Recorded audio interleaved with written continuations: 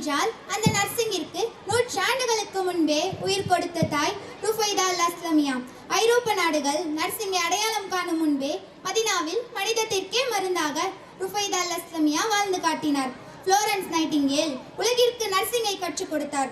ருஃபைதா அல் அஸ்லமியா நர்சிங்கிற்கு மனித நேயத்தை கற்றுக் கொடுத்தார்.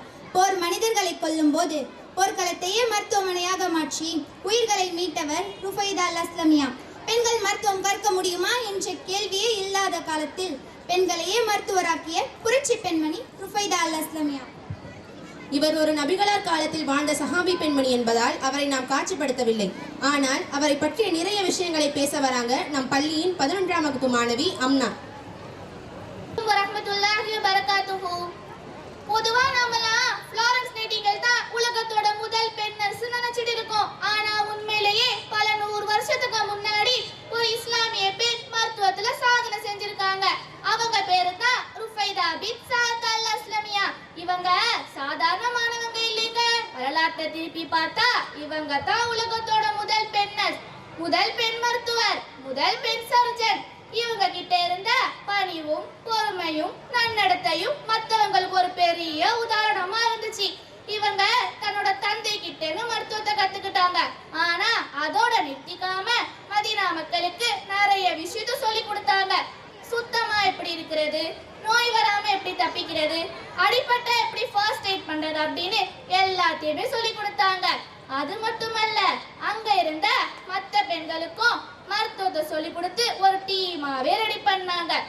ரொம்ப ஆச்சரியமான விஷயம் என்னன்னா, நபிகள் நாயகம் ஸல்லல்லாஹு அலைஹி வஸல்லம் அவங்க அனுமதியோட பள்ளிவாசலுக்கு பக்கத்துல ஒரு கூடாரத்தை அமைச்சு அங்க வரவங்களுக்கு வைத்தியம் பார்த்தாங்க.